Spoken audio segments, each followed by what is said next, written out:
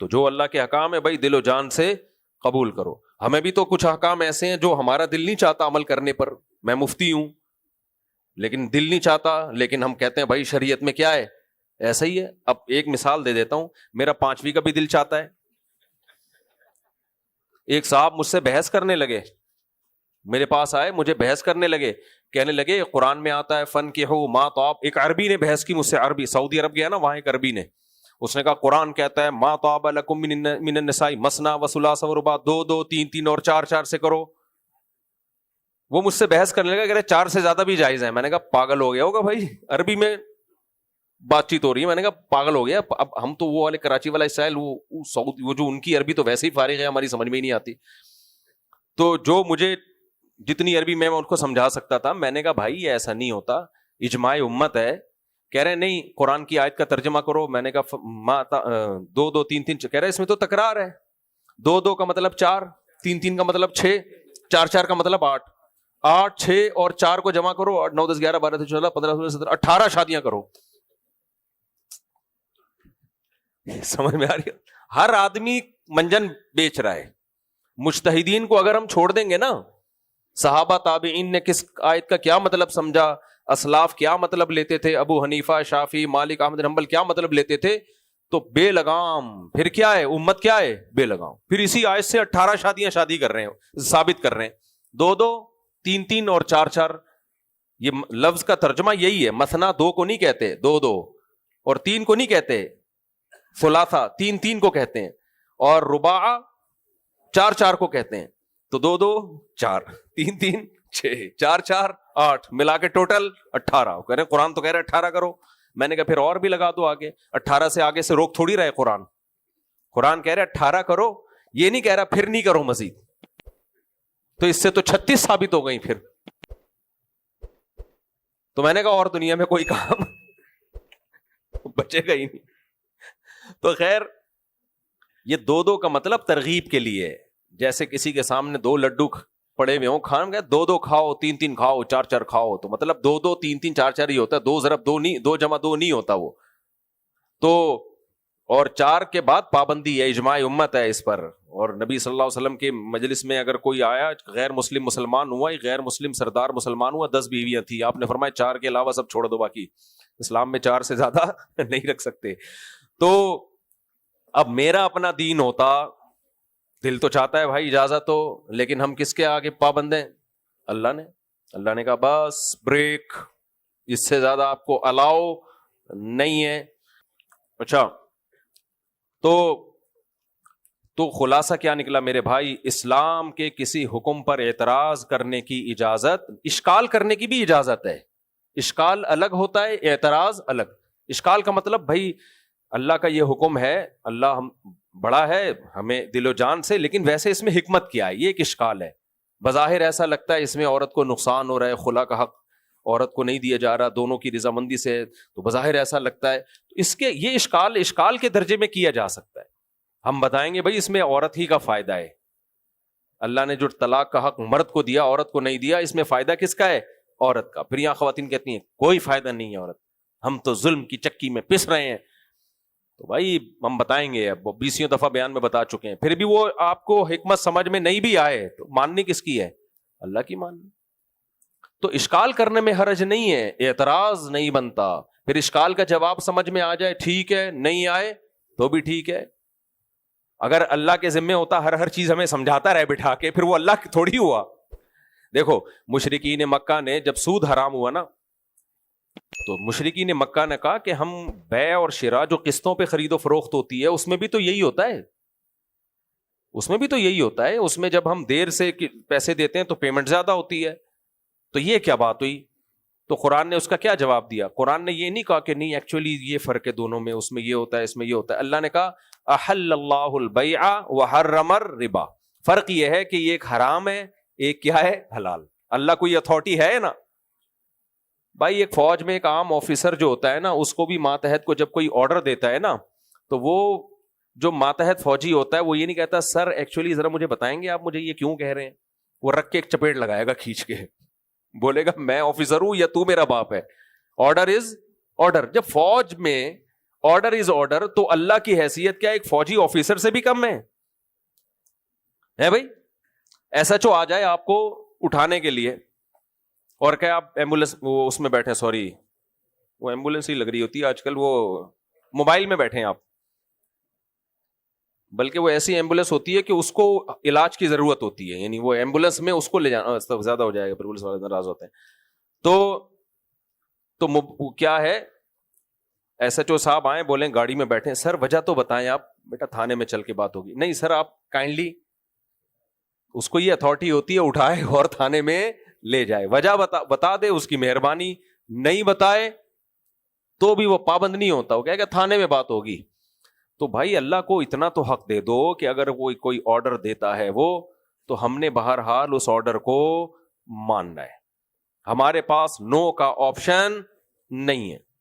تو یہ جو قد سمع اللہ قول التی کی پہلی آیت سے ہمیں پتہ چلا, جب پیغمبر صلی اللہ علیہ وسلم کے پاس اتھارٹی نہیں ہے, ہمارے نبی کو بھی تو اس خاتون پہ ترس آ رہا ہوگا نا, لیکن اللہ نے آسمان سے آیتیں نازل کی. اس خاتون کا اتنا بڑا مقام, اب آیتیں آسمان سے نازل نہیں ہو سکتی. اب اگر کسی نے 3 طلاقیں دے دیں, گھر اجڑ رہا ہے, تو مفتی کو بھی رونا آتا ہے, شوہر کو بھی رونا آ رہا ہے, بیگم کو بھی رونا آ رہا ہے. اب ہم انتظار کریں کہ آسمان سے اس کے لیے اسپیشل آیتیں اتریں گی, بھائی فلاں سیکٹر 10 نارتھ کراچی کے فلاں گھر میں خاتون کے بچے چونکہ زیادہ ہیں, لہذا اس کی طلاق نہیں ہوئی ہے.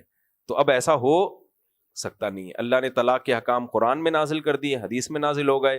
اب ہمارے پاس اس میں بحث مباحثے کا آپشن نہیں ہے. اللہ اپنے قانون کو چینج نہیں کرے گا, لہذا ہمیں چاہیے کہ ہم اپنے آپ کو چینج کر لیں. ہم اپنے آپ کو کیسے چینج کریں؟ زبان پہ تالا لگا دیں.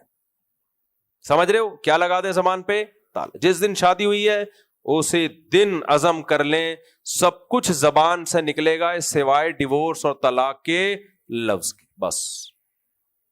تو اب ہم نے کنٹرول کرنا ہے اپنے آپ پر, اللہ کو ہم چینج بولو نہیں کر سکتے. ایک مثال دے کے بس آگے چلتا ہوں. اس کی مثال ایسے ہے جیسے ایک صاحب مجھے کہنے لگے دوسری شادی میں یہ نقصان, یہ نقصان, یہ پرابلم, فلانی پرابلم, ڈمکانی پرابلم, مہنگائی وغیرہ. میں نے کہا اگر اللہ ہمارے اس جذبے سے, ہمارے ان اشکالات سے متاثر ہو کر لڑکیاں پیدا کرنا چھوڑ دیں کہ چونکہ ایک آدمی آج کل 2 بیویاں افورڈ نہیں کر سکتا, تو لہذا مرد اور عورتوں کا ریشو میں کیا کرو کہ برابر رکھو اور مردوں کو موت کم دو, حادثاتی موت مردوں میں زیادہ ہے, ایسا نہ ہو.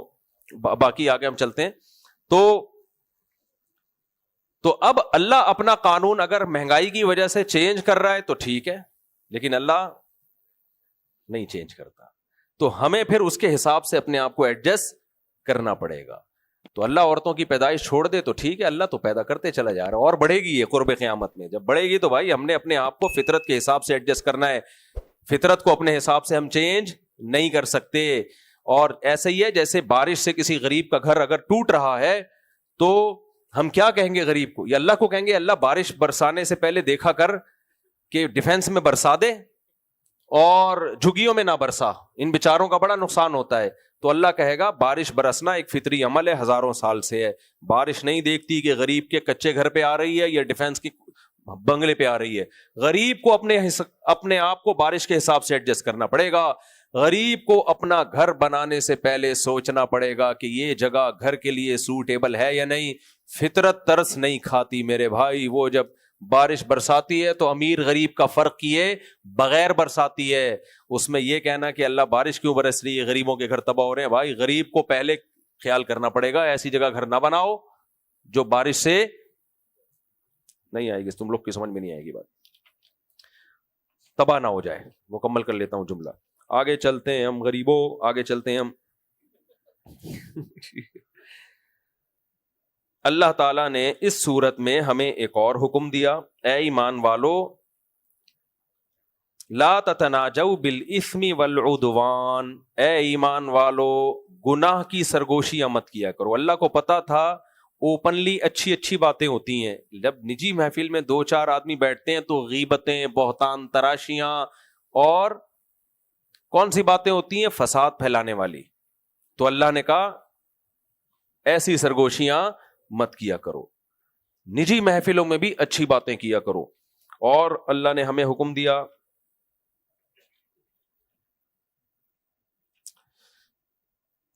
اس میں اللہ نے زکوٰۃ کا مصرف بھی بیان کیا ہے اور صحابہ کرام کی فضیلت بھی بیان کی ہے، انصار صحابہ کی فضیلت بھی اور جو مہاجر تھے ہجرت کر کے آئے ان کی فضیلت بھی۔ اللہ نے فرمایا للفقراء المہاجرین، یہ زکوٰۃ ان فقیروں کا حق ہے جو ہجرت کرنے والے ہیں، جن کو ان کے گھروں سے نکال دیا گیا، اور وینصرون اللہ ورسولہ، یہ ہر موقع پہ اللہ اس کے رسول کی مدد کرتے ہیں۔ جتنے صحابہ جنہوں نے ہجرت کی ان کی فضیلت اس آیت سے ثابت ہو گئی۔ دوسرے کون لوگ ہیں؟ فرمایا والذین تبوؤوا الدار والایمان من قبلہم، جو مدینہ کے صحابی ہیں، جو جنہوں نے مدینہ کو ٹھکانہ بنایا ہوا ہے، یحبون من ہاجر الیہم، جو بھی مکہ سے ہجرت کر کے ان کے پاس آتا ہے یہ خوش ہوتے ہیں، حالانکہ وہ تو بوجھ بن رہے تھے ان کے اوپر۔ اس میں ہمیں پتہ چلتا ہے بھائی، اگر ہمارے کسی مسلمان کو ضرورت ہے، اسے اپنا ملک چھوڑنا پڑ رہا ہے، گھر چھوڑنا پڑ رہا ہے، تو ہمارے گھر کے دروازے، ہمارے شہر کے دروازے اس کے لیے کھلے ہونے چاہیے۔ کراچی میں ایک وقت میں ہمیں یاد ہے جب یہ سوات کا آپریشن ہو رہا تھا، وہاں بہت سے مہاجرین کراچی آنا چاہتے تھے، بعض لوگوں نے نعرہ لگایا ہم کسی غیر کو کراچی میں گھسنے نہیں دیں گے۔ یہ بہت بری بات تھی۔ کتے کی عادت ہوتی ہے اپنی گلی میں دوسرا کتا برداشت بولو نہیں کرتا، کیوں؟ وہ کہتا ہے میری دال روٹی جس گلی سے وابستہ ہے تو میرا رزق کم ہو جائے گا۔ کتا دمال لٹکا کے ہر وقت ایسے لٹکاتا ہے نا ہوس سے۔ انسانوں کی عادت کیا ہوتی ہے بھائی؟ آج ہمارے بھائی کو ضرورت ہے، کاش اس وقت ایسا ہوتا جب سوات آپریشن ہو رہا تھا تو کراچی والے بہت سے نے کہا بھی، میں نہیں کہہ رہا سارے ایسے، بہت سے وہ سیاسی مفاد ہوتے ہیں بعض لوگوں کے، سیاسی مفاد، وہ سیاسی لیڈر اس طرح کی باتیں کر رہے ہوتے ہیں۔ عوام کا دل کراچی کا پہلے بھی بڑا تھا، آج بھی بڑا ہے۔ تو ہمیں اس آیت سے پتہ چلتا ہے کہ اگر ملک میں کبھی ایسے حالات ہوں تو دوسرے صوبوں کو، دوسرے شہروں کو، وہاں کے مہاجرین کے لیے دل اور دروازے کھلے رکھنے چاہیے۔ کوئی بات نہیں بھائی، آ جاؤ۔ اور ویسے بھی کراچی تو ایسی جگہ ہے جو غریب کی ماں کہلاتی ہے۔ میں گلگت کا واقعہ بتاتا ہوں نا، ایک دفعہ میں، بہت پرانا واقعہ ہے، گلگت کے کسی گاؤں میں ہوٹل میں چائے پی رہا تھا، اس بندے نے چائے کے پیسے نہیں لیے، حالانکہ میں اس وقت مشہور نہیں تھا کوئی۔ میں نے کہا کیوں؟ کہتے بھائی آپ کراچی کے ہو؟ میں نے کہا کہہ رہے کراچی نے ہمیں اتنا کھلایا ہے، ہم نے تو کیا کچھ نہیں بنا لیا، تو ہم کراچی والوں سے پیسے نہیں لیتے۔ کتنا اچھا لگا نا سن کے۔ تو آپس میں مختلف قومیں، مختلف شہر کے لوگ ایک دوسرے کو عزت دیں، پروٹوکول دیں۔ جیسے انصار نے کس کو عزت دی؟ مہاجرین کو۔ یہ نہیں کہا یہ لوگ آ گئے ہمارے یہاں، اب ایک ٹینشن بن گئے، ایمان لانا ہمارے لیے مصیبت بن گیا۔ اور ایک واقعہ تو انصار کا ایسا ہوا جس کا قرآن نے خاص ذکر کیا، فرمایا وَيُؤْثِرُونَ عَلَىٰ أَنفُسِهِمْ وَلَوْ كَانَ بِهِمْ خَصَاصَةٌ، فرمایا ایسی خدمت کی انہوں نے مہاجرین کی کہ اپنی ضرورت کو قربان کر کے ان کا پیٹ بھرائے۔ یہ واقعہ یہ ہوا کہ ایک صحابی مہاجر تھے، ان کو نبی نے ایک انصار صحابی کے گھر میں بھیجا، بھائی ان کو رکھو اپنے پاس، ٹھکانہ دو۔ وہ گئے، گھر میں کھانا ایک آدمی کا تھا۔ اب ان کی گھر والی نے بولا بھائی ایک آدمی کا کھانا ہے، یا آپ کھا لیں یا وہ کھا لیں، اور ان کا ایک آدمی کا بھی ہمارا آدھے کا ہوتا تھا، ہمارا تو ایک آدمی کی پوری دیگ ہوتی ہے، صحیح ہے نا، اور دیگ بھی ڈر رہی ہوتی ہے کہ کہیں مجھے بھی نہ کھا جائے گی۔ تو ان صحابی نے کیا کیا، مہاجر صحابی کے سامنے کھانا رکھ دیا اور بیگم سے بولا چراغ گل کر دینا، اندھیرا ہو، میں ایسا ہی منہ ہلاتا رہوں گا، ایسا ہی، اور ایسے بنوں گا جیسے میں بھی کھا رہا ہوں۔ بھوکے سوئے ہیں پوری رات اور ان کا پیٹ بھر گیا۔ اب کوئی نہیں دیکھنے والا اللہ کے سوا، اللہ نے وحی کے ذریعے نبی صلی اللہ علیہ وسلم کو اطلاع دی ہے، وحی کے ذریعے۔ تو بہت مشکل ہوتا ہے بھوک برداشت کرنا، لیکن اللہ کے لیے برداشت کرو گے تو دیکھو روزے میں بھی ہم اللہ کے لیے برداشت کرتے ہیں نا بھوک، تو یہ اللہ کے لیے سب کچھ۔ تو ایسے ہی ہمیں اپنے مسلمان بھائیوں کے لیے ہونا چاہیے اور اپنے لوگوں کے لیے ہونا چاہیے کہ کہیں ضرورت ہے، کوئی بات نہیں بھائی، ضرورت ہی میں پتہ چلتا ہے انسان کا۔